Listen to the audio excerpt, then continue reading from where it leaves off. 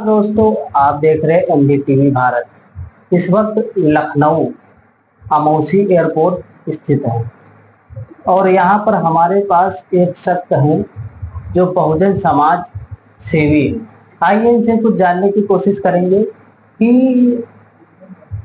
उत्तर प्रदेश में बहुजन समाज आखिर बिखर क्यों रहा है, क्यों नए नए संगठन बना करके लोगों को तोड़ मरोड़ का काम कर रहे हैं। जी सर, इस पर क्या आपकी राय है? नमस्कार सभी को, मैं एनडीटीवी भारत को स्वागत करता हूं। जो हमारे समाज का बहुजन समाज जो बिखर रहा है, इसके 4 कारण हैं। नंबर 1 कारण यह है कि हमें बच्चों से लेकर के बुजुर्गों तक के बहुजन समाज को जगाने वाले महापुरुषों के बारे में बताया नहीं गया। दूसरा कारण ये रहा है कि नंबर 1 पे गरीबी। तीसरा कारण ये रहा है कि आज भी हमारे पास आवागमन के साधन उपलब्ध नहीं है उस तरह के। चौथा कारण यह है कि हम कभी मन ही नहीं बना पाते हैं कि हम बहुजन महापुरुषों को पढ़ें। इस वजह से बहुजन समाज में बिखराव उत्पन्न होता आ रहा है और आगे भी यही होता रहेगा। अगर बहुजन समाज बहुजन महापुरुषों को नहीं पढ़ेगा, नहीं जानेगा, तो स्कूल से लेकर के कॉलेजों तक के एक दिन वो दिन आएंगे कि न कॉलेज में प्रवेश कर पाएगा, न स्कूल में प्रवेश कर पाएगा और बहुजन समाज हर गली कूचे में ठुकराया जाएगा। इसका सबसे मेन यही कारण।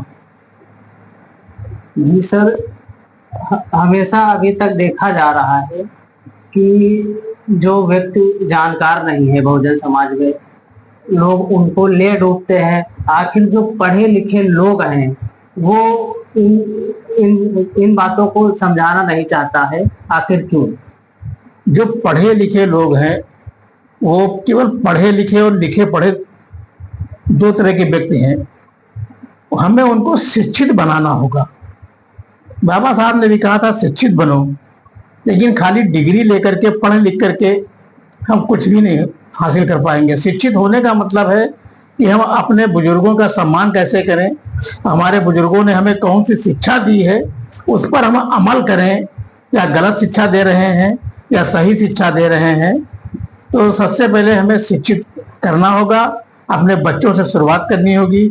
अगर हमारे बच्चे शिक्षित हो जाएंगे, हमारे माँ बाप नहीं शिक्षित हैं, तो हमें उनको भी बताना होगा कि देखिए हम ये कि इतनी किताबें पढ़े हैं और मुझे इन महापुरुषों के जरिए ये जानकारी हुई है, आप आज तक इस तरह कर रहे थे। उन सब बातों को छोड़ करके हमारे बताए रास्ते पे चले। आखिर क्यों जो है नई नई पार्टियां बन रही हैं?